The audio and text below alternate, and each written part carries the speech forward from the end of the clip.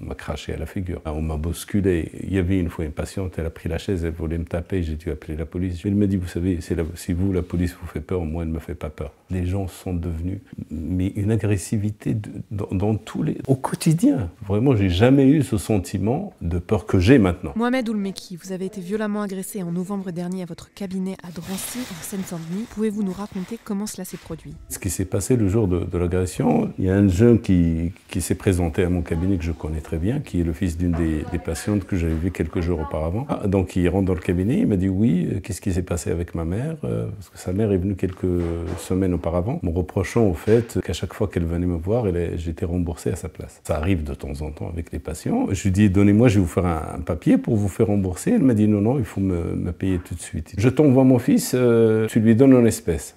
Je dis non, en espèce, il n'y a pas de trace. 10 minutes après, il était dans la salle d'attente. Donc, je lui ai remis le chèque de 53 € pour les consultations sur lesquelles on était en litige. 2 semaines après, elle revient.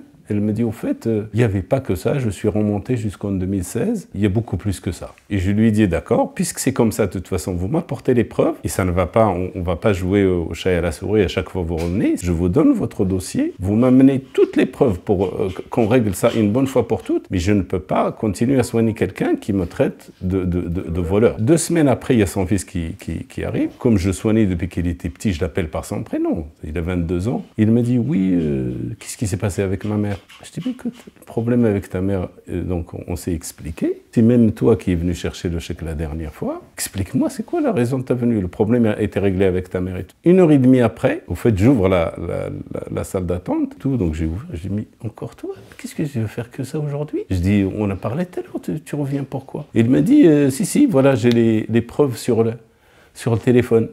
Je dis, ah bon? Donc montre-moi. Je fais ça pour regarder. Et au moment où je me mets, il me met un coup de tête. Il est parti en courant, en fait. Il est sorti en disant, oui, c'est un voleur, c'est un escroc, il est parti. Je tombe en arrière, donc je ne voyais même pas dans quel état j'étais. J'étais dans le gaz. Donc, c'est les patientes qui ont appelé la police. On a fait le scanner triple fracture des os propres du nez, avec un enfoncement du massif facial, déviation de la cloison nasale. Et maintenant, les conséquences, c'est je n'ai plus d'odorat, plus de goût. J'ai des douleurs permanentes au niveau du maxillaire supérieur, en fait les dents d'en haut. Donc c'est un truc définitif, on ne peut pas opérer ni quoi que ce soit. Je porte plainte le lendemain. Le procès de votre agresseur s'est tenu ce 13 février 2025 au palais de justice de Bobigny. Quel est le verdict? Il a écopé de 3 semaines de TIG, travail d'intérêt général, 1 an d'inéligibilité, 3 ans d'interdiction d'apparaître au cabinet, sans qu'il y ait assorti d'aucun contrôle ni rien, et 2 000 € de provision sur expertise médicale. Il n'a pas eu d'amende après tout ce qu'il m'a fait. Franchement, qu'est-ce que vous voulez avoir comme réaction par rapport à ça? J'avais une dizaine de mes patients qui ont assisté au procès, qui ont attendu 8 heures pour assister au procès. Ils étaient écœurés. L'avocat, la partie adverse, s'est engouffré dans la brèche. C'était l'escroc contre une pauvre famille. Et il a retourné la situation de façon magistrale. Et j'avais vraiment l'impression qu'au fait, c'était moi qui avais agressé ce pauvre jeune homme. Deuxième chose, c'est qu'il disait, oui, je tiens à préciser que ce n'est pas une agression, parce qu'il lui a donné juste un seul coup de tête, un seul coup, sous l'effet de la colère. Vous avez vu dans quel état ça m'a mis le coup. C'est un encouragement à tous les agresseurs potentiels d'aller se faire justice, quelle que soit leur motivation. Je n'exerce plus parce que depuis ce qui s'est passé au fait après le jugement, je suis complètement anéanti et j'ai essayé de reprendre, j'ai dit aux patients que le cabinet réouvrait le vendredi, le lendemain du procès, mais c'était impossible. Pire que quand j'ai été agressé physiquement. J'étais quand même sous antidépresseur parce que j'étais pas, même ma femme qui me connaît depuis je sais pas combien de temps, mais elle me dit attends, t'es plus le même. Je vois un psy depuis l'agression et tout ça. On pense qu'on gère et tout ça, mais pour les autres, quand c'est vous-même, vous n'avez pas le regard qu'il faut, un regard de quelqu'un d'extérieur. Et lui qui me connaît depuis longtemps et tout ça, il le voit, il m'a dit t'es pas bien. Il m'a dit même si tu penses que t'es bien, t'es pas bien. Et quelle est la suite pour vous maintenant? Qu'espérez-vous de plus? J'ai écrit sur mon téléphone pour pas me tromper parce que bon, avec le traitement que je prends en ce moment, j'ai pas les idées très claires. On est content de l'action de l'ordre des médecins du 93, qu'on se sent rassurés et épaulés dans cette dure épreuve. Et je souhaite sincèrement avoir un nouveau procès pour avoir le sentiment d'être entendu dans ma douleur. Je me permets d'intervenir, hein. Il est très mal, il a une douleur immense et il demande sincèrement à être rejugé, à avoir un autre jugement. Heureusement qu'il y a l'ordre des médecins, on a attaqué un médecin, on a attaqué une profession et heureusement qu'ils sont derrière nous parce que si eux portent plainte au civil, on a plus d'espoir. Parce que nous, on ne peut rien faire en fait. Nous, on pourra porter plainte qu'au civil. Mais le civil, c'est le 17 octobre. Et les civils, c'est que pour l'indemnisation. Les civils, c'est pour l'indemnisation. Mais on s'en fout de... C'est pas l'argent. Franchement, si un médecin en France maintenant, il ne peut pas être en sécurité dans son cabinet parce qu'il fait que son travail, on nous a quand même suggéré de mettre des vigiles et d'aller travailler avec des vigiles. Hein. Cette sentence, c'est un appel à la violence. Ouais. C'est-à-dire, n'ayez pas peur. Vous l'avez tabassé, mais voilà, vous ferez 3 semaines de travail d'interrogénération. Ça fait 27 ans que je suis installé à Drancy.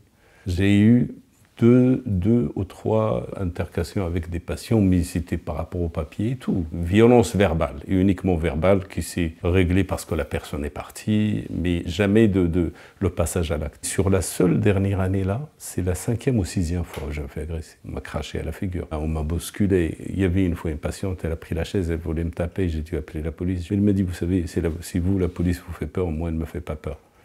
Les gens sont devenus...